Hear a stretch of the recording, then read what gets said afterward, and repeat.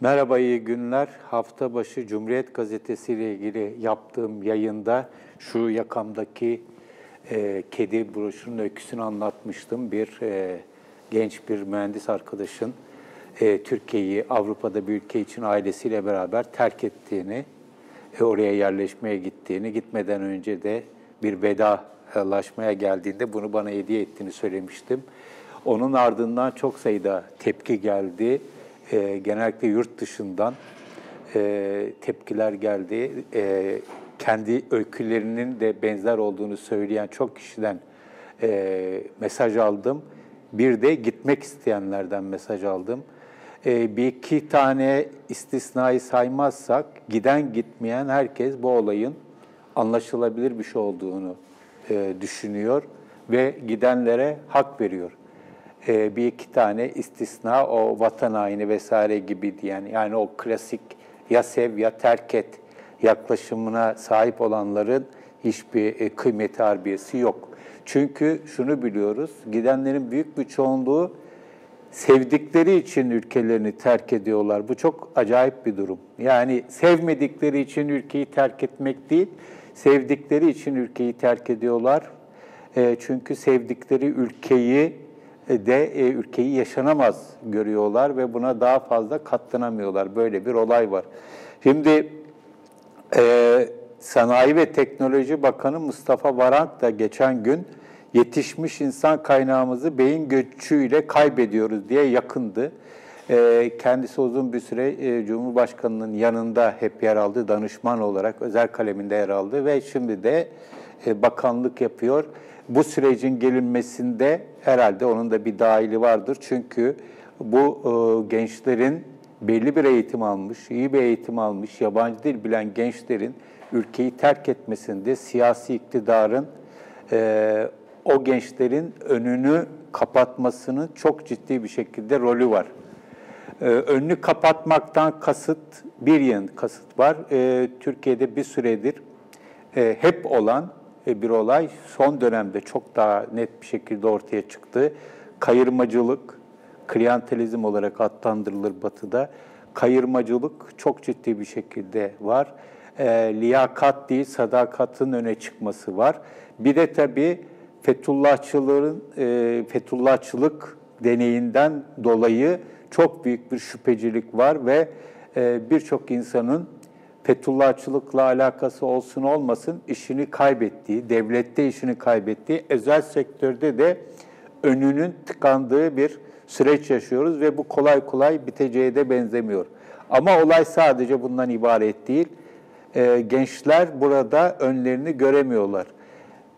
Örneğin çok yakında, dün yanılmıyorsam, Milli Eğitim Bakan Yardımcısı artık Türkiye'den yüksek lisans için burslu öğrenci Milli Eğitim Bakanlığı tarafından gönderilmeyeceğini, hele Amerika Birleşik Devletleri'ne hiç gönderilmeyeceğini açıkladı ve Amerika Birleşik Devletleri'ne niye bu kadar ilgi olduğunu anlamadığını da söyledi. İşte bu zihniyetin, böyle bir yaklaşımın devlette egemen olması ve muslukların da bu zihniyetin elinde olmasıyla beraber gençler burada çok fazla ümit taşıyamıyorlar. Yani Amerika Birleşik Devletleri'nde ve Batı ülkelerinde yüksek lisans yapılmayacak da nerede yapılacak? Hele Türkiye'de diyelim ki yapılması varsayılıyor. Son dönemdeki akademideki o çok büyük cadı avından sonra şu anda evet efendimcilerle dolan, tamamen kayırmacılıkla yürüyen, makamların büyük bir kısmının kayırmacılıkla elde edildiği ve bir tür partizanlıkla elde edildiği üniversitelerin değil yüksek lisans öğrencisi, lisans öğrencileri için cazibesinin çok çok az olduğunu hepimiz biliyoruz. Hala cazip olan üniversitelerin tepesinde de kılıçların sallandığını biliyoruz. Bir şekilde onların diğer üniversiteleri, tıpkı liselerde de oldu bu, diğer üniversitelerin seviyesini onların yanına çekmek yerine onların seviyesini diğer üniversitelerin seviyesine indirme yaklaşımı. Yani bir vasatlık, hatta vasat altının egemenliği yaşanıyor ve bundan dolayı insanlar umutlarını gençler, özellikle dünyaya daha açık olanlar, yabancı dil bilenler, belli bir eğitim almış olanlar ve iyi eğitim almış olanlar ve Batı ile çok yoğun ilişkisi olanlar da Türkiye'nin artık Batılılık iddiasının giderek azaldığı düşüncesinin de hakim olduğunu görüyoruz. Şöyle bir yaklaşım vardı, giden gitsin, ülke bize kalsın, daha iyi olabilir. Ama bu tür insanların gitmesiyle beraber ülke daha az yaşanabilir bir ülke haline geliyor. Ülkenin kalitesi düşüyor. Ülkedeki üretkenlik, yaratıcılık düşüyor ve sonuçta küçük olsun, benim olsun diyenlerin elinde kalan şey hiç tatsız, tuzsuz bir şey oluyor. Yani böyle bir olay da var. Geçen Yeni Şafak'ta Faruk Aksoy çok ilginç bir yazı yazdı. Bayağı da tartışıldı aslında. Tam da bu konuları yazdı. Yenilirken güzel yenilen ülkelere gidiyorlar diye bir yazı yazdı. Orada İstatistik Kurumu'nun rakamını verdi. Bir önceki yıla göre %42.5'lik artış var. Bu oran 253.640 kişiye tekabül ediyor dedi ve bunların ezici bir çoğunluğunun da 25 ila 29 yaş aralığındaki gençler olduğunu yazdı. Bu Yeni Şafak'ta böyle bir yazının çıkması bu olayın ciddiyetinin en azından siyasi iktidara yakın çevrelerce de artık kabullenilmek zorunda kaldığını bize gösteriyor. Demin Bakan Varank örneğinin çok daha kapsamlısı bu. Çok ilginç bir yazı. Diyor ki, 1000 türlü emek veriyorsun, umutlar yeşertiyorsun, hayaller kuruyorsun, kulağına dualar okuyorsun, türküler söylüyorsun, topluma katıyorsun. Fakat görgüsüzün biri, şark kurnazı üçkağıtçının teki geliyor, o zeki çocuğun önüne geçiyor, hakkını, hukukunu gasp ediyor, yarınını çalıyor, hayatını zindana çeviriyor. Bu çok güzel bir örnek. Bunu özellikle çok çarpıcı bir özet örnek değil, özet olduğunu düşünüyorum. Bu kadar insan FETÖ'cü olamaz diyor Faruk Aksoy. Bu kadar insan vatan haini olamaz. Bu kadar insan bir yıl içinde sırf eğitim amacıyla yurt dışına çıkmış olamaz. İşin içinde başka iş var. Herkes ne yaşadığını, ne gördüğünü kendisi biliyor. Genç insanlar büyüdükleri, eğitim aldıkları ülkenin yarınlarına güvenmiyor diyor. Evet, olay bu. Bunu görmek için sadece, daha doğrusu görmek herkes görüyor, ifade edebilmek için birazcık cesaret, biraz da hakikaten bundan etkilenmiş olmak gerekiyor. Yakın çevresinde belli ki bunu yazan Faruk Aksoy'un da yakın çevresinde gördüğü, üzüldüğü çok olay olmuş. Buna üzülmeli miyiz? Açıkçası emin değilim. Ben de son günlerde çok karşılaşıyorum, duyuyorum. Giderse şaşırmayacağım çok insan var. Gitmek için değişik yollar arıyorlar. İmkanlar ölçüsünde bunu yapmaya çalışıyorlar.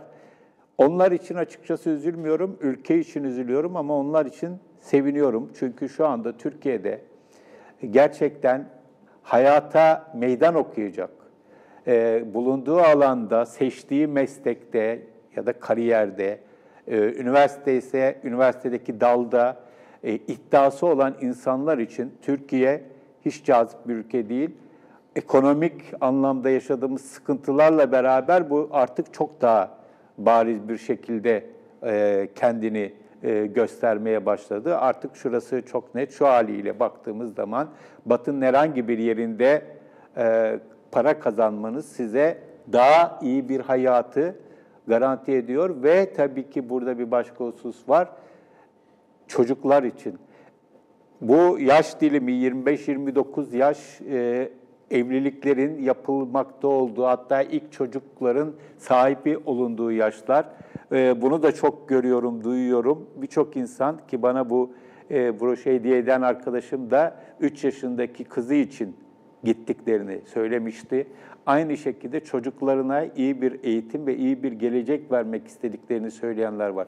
Aklıma Venezuela geliyor. Venezuela'da yaşanan o garip sol popülist yönetimin ülkeye yaşattığı bir dizi siyasi ve ekonomik krize paralel olarak ilk önce kentli orta sınıfların ülkeyi terk ettiğini gördük.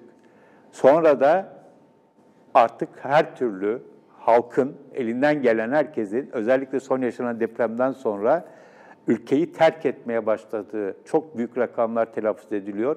Tabii Venezuelalıların şöyle bir avantajı var, avantaj diyelim.